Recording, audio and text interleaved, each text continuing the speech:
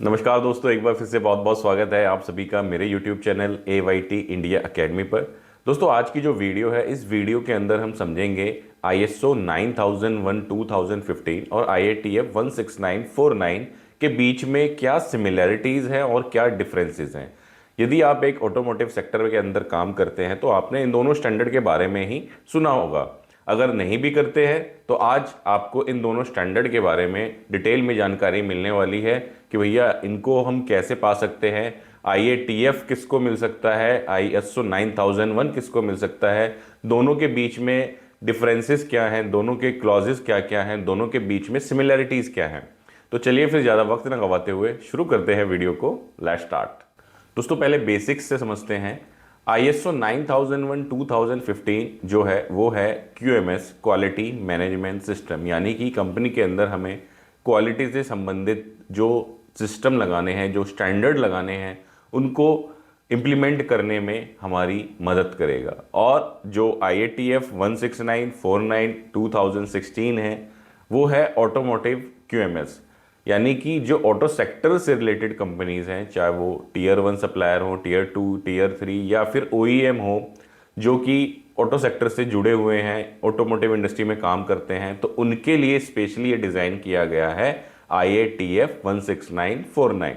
ISO की जो governing body है वो है ISO, international organisation for standardisation, जिसका आप लोगो पहचानते भी होंगे, ठीक है। और IATF की जो गवर्निंग बॉडी है वो है IATF, यानी कि ये जो स्टैंडर्ड है हमारा IATF 16949 2016, इसके आगे जो ये लिखा हुआ है ये इसकी गवर्निंग बॉडी ही है IATF, यानी कि इसकी जो अगर फुल फॉर्म देखें हम, इंटरनेशनल ऑटोमोटिव टास्क फोर्स। तो ये एक ऐसी संस्था है जो IATF 16949 को ऑटो सेक्टर में इंप्लीमेंट करने के लिए कार्यरत है या काम करती है। अब दोस्तों, इन दोनों के जो मैनुअल अगर आप देखोगे, जब इनका मैनुअल हम पढ़ेंगे, मैनुअल खोलेंगे, तो उसके अंदर फ्रंट पेज के ऊपर इस तरीके से डिटेल लिखी होंगी। सबसे पहले हम समझेंगे ISO, देन हम समझेंगे IATF 16949। दोस्तों, ISO का आप अगर मैनुअल खोलते हो तो उसमें आपको ऐसे दिखेगा ISO 9001 और यहाँ दिखेगा 5th एडिशन 2015 915, यानी कि ये 5वां एडिशन है जो 9001 सीरीज के अंदर आया है। और ये कब आया? 15 सितंबर 2015 को आया।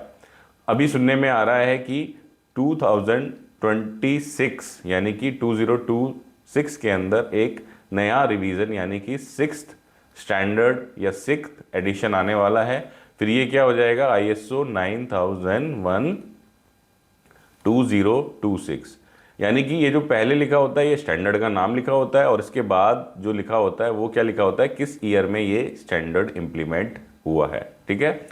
और इसी तरीके से अगर हम बात करें IATF 16949, ठीक है, तो ये क्या है? First edition. क्या है? First edition. इससे पहले जो ये स्टैंडर्ड चलता था 16949, ये भी ISO के अंडर ही चलता था, जिसको हम बोलते थे TS। जो लोग पुराने हैं उन्होंने सुना होगा, इसको बोला जाता था TS 16949 2009, ठीक है। और ये उस समय जो चल रहा था वो कौन सा स्टैंडर्ड चल रहा था या कौन सा एडिशन चल रहा था? Third edition. उसको रिप्लेस करके बिल्कुल एक नया जो है स्टैंडर्ड लागू किया गया, जिसको बोला गया IATF 16949। अब दोनों की संस्थाएं जो है वो अलग अलग हो गई, ठीक है। ये बेसिक डिफरेंसेस हैं। अब अगर हम मैनुअल खोलते हैं तो मैनुअल के अंदर जब आप पढ़ोगे तो उसमें पाओगे, जब IATF का मैनुअल खोलोगे तो वहाँ लिखा होगा कि भाई ये वाला जो, जैसे हम अगर बात करें कंटेक्स्ट ऑफ ऑर्गेनाइजेशन, जो हमारा है क्लॉज नंबर 4, ठीक है। क्लॉज नंबर 4 को जब आप खोलोगे तो इसमें 4.1 पे क्या लिखा हुआ है? ISO 9001 2015 रिक्वायरमेंट, यानी कि अगर हम बात करें IATF, तो इसके लिए जो बेस है वो क्या है? हमारा जो बेस है वो है ISO 9001 2015। ये पूरा का पूरा जो स्टैंडर्ड जो चल रहा है वो किस बेसिस पे चल रहा है? इस पे कि भैया अगर हमने उसके अंदर कोई भी चीज़ काम करनी है, लागू करनी है, तो उसके लिए जो बेस स्टैंडर्ड है, यानी कि जो आधारशिला है, फाउंडेशन है, वो हमारी 9001 2015 है। ऐसे ही जब आप मैनुअल खोलोगे तो उसमें भी क्लियरली लिखा होगा कि 4.1 की जो रिक्वायरमेंट है उसके लिए आप क्या करो? 9001 2015 के स्टैंडर्ड पे जाओ, वहाँ पर आपको रिक्वायरमेंट पता करनी होगी। तो कोई कंपनी अगर IATF 16949 लेती है तो बाय डिफ़ॉल्ट उसको 9001 2015 के जो क्लॉजेज हैं उनको इम्प्लीमेंट करना ही पड़ेगा। लेकिन अगर कोई सिर्फ ISO 9001 2015 ले रही है तो उस पर ऐसी कोई लायबिलिटी नहीं है, ऐसी कोई ज़बरदस्ती नहीं है कि उसको IATF के जो क्लॉजेज हैं, IATF की जो रिक्वायरमेंट है उसको इम्प्लीमेंट करने की ज़रूरी है। अब मैनुअल को जो पढ़ने का तरीका मैं आपको बता रहा था, तो जहाँ पे लिखा है CISO 9001, वो क्या है, हमारा बेस स्टैंडर्ड हो गया 9001, उसमें मिलेगा। फिर जब आप कहीं कहीं देखोगे इस तरीके से लिखा होगा सप्लीमेंटल। सप्लीमेंटल का क्या है कि इसके अंदर 4.3.1 के अंदर चीज़ें तो कौन सी हैं, बेस स्टैंडर्ड वाली हैं, लेकिन कुछ चीज़ें इसमें एक्स्ट्रा हैं। वो किस में मिलेंगी आपको, सप्लीमेंटल, ठीक है, सिर्फ इसके लिए, ठीक है। अब यहां पर लिखा है 4.3.2, इसके आगे कुछ भी नहीं लिखा हुआ, ठीक है ना, ये लिखा हुआ कि बेस स्टैंडर्ड पे जाओ। तो इसका मतलब समझ में आया कि 4.3.2 जो क्लॉज है ओनली फॉर IATF है, ठीक है, क्लियर हुआ। जिसके अंदर क्लॉज के अंदर नीचे लिखा हुआ है कि भैया C9001 रिक्वायरमेंट और यहाँ कुछ मेंशन नहीं है, वो सीधा दोनों की रिक्वायरमेंट है, ठीक है, और उसके लिए आपको बेस स्टैंडर्ड पे जाना पड़ेगा। 4.3.1 जिसमें लिखा है सप्लीमेंटल, यानी कि ये रिक्वायरमेंट बेस स्टैंडर्ड की है लेकिन उससे हमने एक्स्ट्रा भी कुछ करना है IATF के लिए, तो यानी कि सप्लीमेंटल एक्स्ट्रा चीज़ें हो गई। उसके बाद 4.3.2 जिसके आगे कुछ नहीं लिखा और डिटेल लिखी है, तो वो ओनली IATF 16949 की रिक्वायरमेंट है। तो इस तरीके से जो मैनुअल है उनको रीड किया जाता है, उनको पढ़ा जाता है, दोनों के दोनों जो स्टैंडर्ड हैं, ठीक है। अब चलते हैं जो क्लॉजेज हैं, क्लॉजेज कौन कौन से हैं। क्लॉजेज हम बात करें तो इसके अंदर टोटल 10 क्लॉजेज हैं, दोनों ही स्टैंडर्ड के अंदर क्लॉजेज कॉमन है, लेकिन उसके अंदर जो सब क्लॉजेज होंगे, जैसे हमने यहाँ पर आपको दिखाया 4.3.2, तो ये सब क्लॉजेज हो सकता है कि सिर्फ IATF 169 की रिक्वायरमेंट हो, ठीक है, लेकिन ऐसा नहीं होगा कि सिर्फ ISO की रिक्वायरमेंट हो और वो IATF 169 की रिक्वायरमेंट ना हो। जो चीज़ें ISO के अंदर हैं वो तो हैं ही IATF 16949 के अंदर, उसके अलावा एक्स्ट्रा चीज़ें मौजूद हैं, ठीक है। मेन क्लॉजेज जो हैं वो दोनों के अंदर सेम है, उसके अंदर सब क्लॉजेज एक्स्ट्रा हैं IATF में, ठीक है। तो मेन क्लॉजेज क्या क्या हैं, सबसे पहला है स्कोप हमारा, फिर है नॉर्मेटिव रेफरेंस, फिर है टर्म्स एंड कंडीशंस। ये जो 3 क्लॉजेज होते हैं इनको हम क्या बोलते हैं, इंट्रोडक्टरी क्लॉज।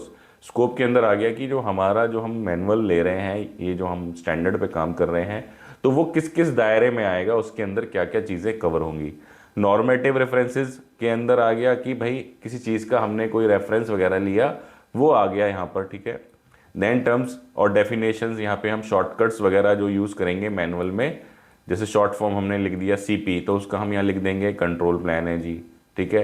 ISO अगर हमने लिखा तो उसका मतलब है international organisation for standardisation, IATF लिखा तो उसका मतलब है इंटरनेशनल ऑटोमोटिव टास्क फोर्स। तो वो सारी टर्म्स एंड कंडीशन के अंदर जाएंगी। इसके बाद जो है हमारे मेन ऑडिटेबल क्लॉज शुरू होते हैं, क्लॉज नंबर 4 से लेकर के 10 तक, ठीक है। फोर्थ क्या है, कंटेक्स्ट ऑफ ऑर्गेनाइजेशन के बारे में इसमें जानकारी होती है, ठीक है। देन है लीडरशिप, लीडरशिप यानी कि टॉप मैनेजमेंट कह लीजिए, या लीड करने के लिए क्या क्या रिक्वायरमेंट्स हैं, मैनेजमेंट की क्या क्या जिम्मेदारियां हैं, ठीक है, वो सारी चीज़ें इसके अंदर आती हैं, ठीक है। देन आता है प्लानिंग पार्ट से रिलेटेड क्या क्या होगा, फिर आएगा सपोर्ट फंक्शन, ठीक है, जिसके अंदर हमारा क्या आ जाएगा, सप्लायर मैनेजमेंट वगैरह, वो सारी चीज़ें आती हैं इसके अंदर, ठीक है। देन ऑपरेशन से रिलेटेड क्लॉज हो गया, फिर हो गया परफॉर्मेंस इवेल्युएशन या KPI जो हम मॉनिटर करेंगे, वो कैसे मॉनिटर करोगे आप, ठीक है, जो ये काम होगा ISO के अंदर उसको मॉनिटर कैसे किया जाएगा। देन आ गया इम्प्रूवमेंट या कंटिन्यूअल इम्प्रूवमेंट, जिसके अंदर हम बात करेंगे किसकी, काइजन की बात करेंगे, ठीक है, इम्प्रूवमेंट की बात करेंगे, एम्प्लॉय इंगेजमेंट की बात करेंगे, ठीक है, एम्प्लॉय एम्पावरमेंट की बात करेंगे, सजेशन स्कीम की बात करेंगे। तो ये सारे किसके अंदर आ गए, 10 नंबर क्लॉज के अंदर। एक वीडियो हम डिटेल में बनाएंगे सारे क्लॉजेस के बारे में, अभी हमने सिर्फ डिफरेंसेस बता रहे हैं आपको, तो इसमें अगर हम डिटेल में बताएंगे तो वीडियो काफ़ी लंबी हो जाएगी, ठीक है। अब इनके जो डिफरेंसेस हैं मोटे तौर पे वो क्या क्या हैं वो हम समझ लेते हैं, ठीक है। तो सबसे पहला और सबसे मेजर जो चेंज है या सबसे मेजर जो डिफरेंस है वो क्या है, इंडस्ट्री एप्लीकेबिलिटी, किस इंडस्ट्री के लिए ये लागू होता है। तो ये जो ISO 9001 है वो कोई भी ले सकता है, ठीक है, चाहे वो IT सेक्टर हो, सर्विस सेक्टर हो, मैन्युफैक्चरिंग हो, कोई भी ले सकता है। समोसे बनाने वाली कोई दुकान है वो भी ले सकती है, ठीक है, और कोई अगर मोटरसाइकिल के पार्ट बना रही है तो वो भी ले सकती है। मतलब कोई भी इसको ले सकता है। मतलब ये नहीं कि जैसे आजकल चल रहा है फ़ोन मिलाया और 5,000 रुपये में या 4,000 रुपये में ISO खरीद के आ गया, वो वाला लेना मतलब नहीं है कि आप इसका स्टैंडर्ड इम्प्लीमेंट कर सकते हो और इसको ले सकते हो सर्टिफिकेट को अपने यहाँ पर, ठीक है। अब आता है IATF 16949। ये सिर्फ किसके लिए है? ऑटोमोटिव सेक्टर के लिए है, ठीक है, जैसे कि बाइक, स्कूटर, ठीक है, ऑटो, ठीक है, उसके बाद में आपका जो है बसेस, ठीक है, उसके बाद में आपकी कार। तो जितने भी ऑटो सेक्टर से रिलेटेड जो प्रोडक्ट बना रहे हैं, चाहे वो हमारे Tier 1 हो या OEM हो। OEM क्या होता है? जो खुद का प्रोडक्ट बनाता है, जैसे कि हीरो हो गया, ठीक है, TVS हो गया, ओला हो गया, ये क्या हो गए? OEM। फिर उसके बाद आते हैं Tier 1 सप्लायर, जैसे जो इनको मटेरियल सप्लाई करते हैं, यानी कि जैसे मिंडा मान लो आप, ठीक है, सुब्रोस मान लो, JBM है, ये सब क्या है? ऑटो सेक्टर के अंदर Tier 1 सप्लायर है, डायरेक्ट OEM को देते हैं। फिर आते हैं Tier 2 सप्लायर, जिसके अंदर ज़्यादातर MSME यूनिट्स आती हैं, और Tier 3 सप्लायर। Tier 2 किसको हो गया? वो डायरेक्ट हीरो मारुति को नहीं देगा, वो मिंडा को देगा, फिर मिंडा के थ्रू हीरो में या मारुति में जाएगा। फिर ऐसे ही Tier 3 सप्लायर होता है, ठीक है। एग्जाम्पल जैसे कि भाई textile unit can follow ISO, अगर जो ब्रेक बना रहा है सप्लायर मारुति के लिए, उसको 16949 लेना ही पड़ेगा, ठीक है। देन आ गया स्टैंडर्ड टाइप, क्या हो गया कि जर्नल QMS है, जैसे मैंने आपको स्टार्टिंग में बताया, और ये सिर्फ ऑटोमोटिव से संबंधित QMS सिस्टम है, ठीक है। फोकस एरिया इसके अंदर क्या रहता है? Customer satisfaction, process improvement. और अगर हम IATF की बात करें तो ये बहुत ज़्यादा डिटेल में चला जाता है, बहुत ज़्यादा स्ट्रिक्ट हो जाती है, इसके अंदर रिक्वायरमेंट बहुत ज़्यादा बढ़ जाती है। तो ये क्या हो गया? डिफेक्ट प्रिवेंशन की बात करता है, रिस्क रिडक्शन की बात करता है, और कस्टमर स्पेसिफिक नीड की बात करता है, ठीक है। कस्टमर स्पेसिफिक नीड की बात क्या है कि अगर कस्टमर मेरे को बोल रहा है कि भाई मेरे को ना 100% इंस्पेक्शन चाहिए, फिर कोई भी स्टैंडर्ड हो, हम उससे ऊपर पहुंच जाएगी हमारी रिक्वायरमेंट कस्टमर की, ठीक है। कस्टमर स्पेसिफिक रिक्वायरमेंट के हिसाब से हम फिर काम करेंगे, ठीक है। देन आ गया कोर टूल्स। जो कोर टूल होते हैं जैसे APQP, PPAP, FMEA, MSA, SPC, वो IATF की रिक्वायरमेंट है, ISO की रिक्वायरमेंट नहीं है। अगर आप करते हो तो अच्छी बात है, लेकिन अगर आप ISO स्टैंडर्ड लेने जा रहे हो तो उसमें मैंडेटरी नहीं है, आप कर सकते हो, ठीक है।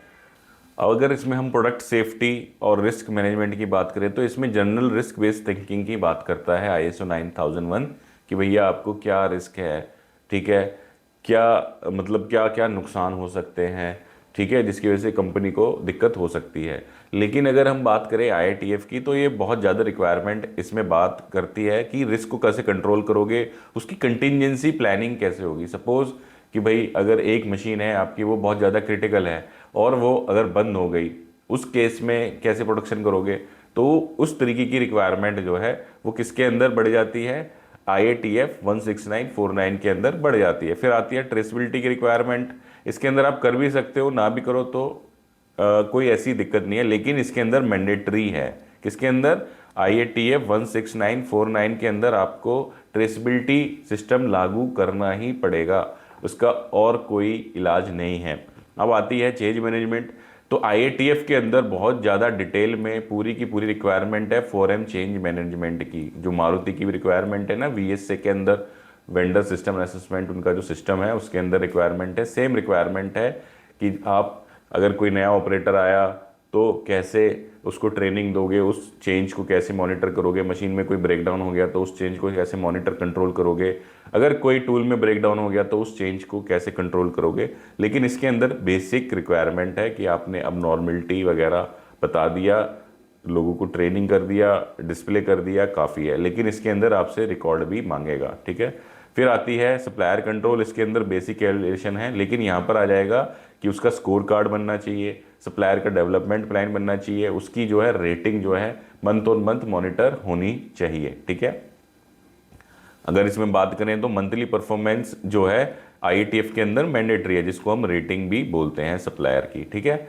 अब जो CSR की बात आ गई कि इसमें मैंडेटरी नहीं है, ठीक है, लेकिन यहाँ पर मैंडेटरी है कि अगर कस्टमर ने बोल दिया कि भाई मेरे को ये काम कराना है तो वो सब स्टैंडर्ड से ऊपर चला जाएगा। चाहे हमने 16949 लागू कर रखा है, 14001 लागू कर रखा है, उसमें चाहे वो रिक्वायरमेंट हो ना हो, लेकिन कस्टमर ने बोला कि मेरे को 20 साल तक, क्या बोला उसने, 20 ईयर्स तक मेरे को रिकॉर्ड चाहिए अपने, तो सारी रिक्वायरमेंट से ऊपर उसकी रिक्वायरमेंट चली जाएगी। तो एक इसके अंदर पार्ट होता है CSR, कस्टमर स्पेसिफिक रिक्वायरमेंट, ठीक है।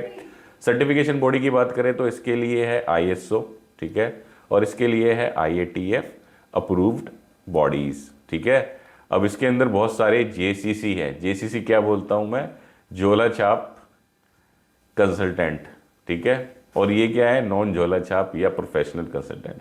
तो ये कोई झोला छाप कंसल्टेंट भी पकड़ोगे आप, या कोई झोला छाप, हमारे यहाँ पे झोला छाप किसको कहा जाता है, डॉक्टर को, कि भैया जिसके पास कोई डिग्री नहीं है, बस उसने दवाई कंपाउंडर कहीं पे लग गया, 2-4 गोलियों के नाम सीख लिए और उसने दवाई देना शुरू कर दिया, तो वो हो गया झोला छाप डॉक्टर। तो ऐसी कंसल्टेंट भी हैं बहुत सारे झोला छाप, ठीक है, किसी के साथ कुछ दिन काम किया, साल 6 महीने, अब उनको लगने लगे हमें अब आ गई है, ठीक है, तो वो आपको ISO बड़ी आसानी से दिलवा देंगे। लेकिन IATF के लिए इन डेप्थ नॉलेज, डिटेल में नॉलेज होना जरूरी है, अदरवाइज आपको IATF नहीं मिल पाएगा। ऐसी सर्टिफिकेशन बॉडी है, 2-2 हज़ार 4-4 हज़ार में ISO मिल जाते हैं, ठीक है, लेकिन IATF अभी इतनी बुरी हालात नहीं हुए हैं कि आपको 2,000 रुपये में IATF मिल जाए, बिना ऑडिट के IATF मिल जाए।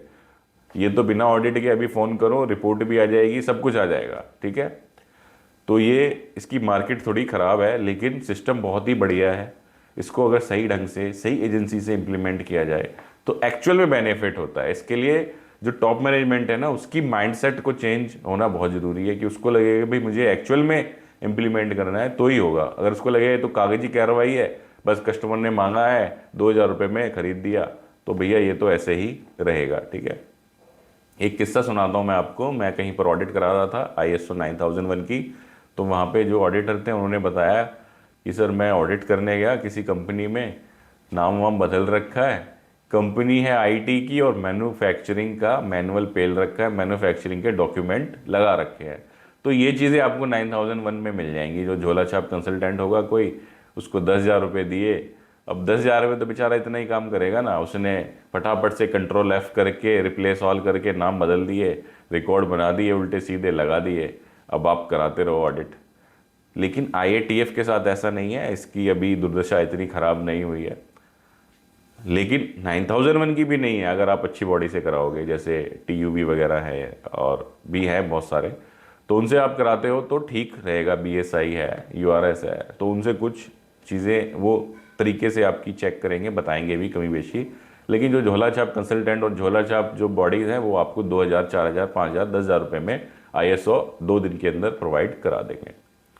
फिर आता है डॉक्यूमेंटेशन का लेवल, जो है इसके अंदर फ्लेक्सिबल है, लेकिन यहाँ पे बहुत ज़्यादा स्ट्रिक्ट है कि अगर इन्होंने बोल दिया कि भाई ऐसे चाहिए तो चाहिए। जैसे इसमें कंट्रोल पैन मैंडेटरी है, FMEA मैंडेटरी है, MSA मैंडेटरी है, तो इस तरीके से इसके अंदर रिक्वायरमेंट चलती है। कंटिन्यूस इंप्रूवमेंट इसके अंदर काइजन, ठीक है, सजेशन स्कीम से ही काम चलेगा, लेकिन यहाँ पर आपको लीन जो है, वेस्ट रिडक्शन वगैरह, इन सारे टूल्स के ऊपर जाना पड़ेगा। तो ये मोटे मोटे जो है ये सारे डिफरेंसेस हैं दोनों के दोनों स्टैंडर्ड के अंदर। अब दोस्तों हमने एक ready to use tool kit अपने जो हमारा पोर्टल है ट्रेनिंग का, www.learn.aytindia.com, और ये इसी नाम से हमारा जो है प्ले स्टोर पे ऐप है AYT इंडिया अकेडमी। आप डालोगे तो प्ले स्टोर पे ऐप आ जाएगा, उसके ऊपर हमने एक कोर्स डाला हुआ है रेडी टूल किट ISO 9001, 169, 49, 14,001, 45,001। अगर आप अपनी कंपनी में सिस्टम इम्प्लीमेंट कर रहे हो और आपको डॉक्यूमेंट्स और इसमें हेल्प चाहिए, तो यहाँ पर आपको रेडी टू यूज़ जो मैनुअल्स हैं, प्रोसीजर्स हैं, वो मिल जाएंगे। उनको आप पढ़ के अपने कंपनी के हिसाब से जो चेंजेस करने हैं वो कर सकते हो, ठीक है, और अपने यहाँ पर इसको इम्प्लीमेंट कर सकते हो। उम्मीद है दोस्तों वीडियो आप लोगों को पसंद आई होगी। वीडियो पसंद आई है तो वीडियो को लाइक करना न भूलें। चैनल पे पहली बार आए तो चैनल को भी सब्सक्राइब कर दें, और साथ ही साथ शेयर करें वीडियो ज़्यादा से ज़्यादा लोगों के साथ, ताकि बहुत सारे लोगों तक ये इन्फॉर्मेटिव वीडियो, इन्फॉर्मेटिव जानकारी पहुँच सके। धन्यवाद।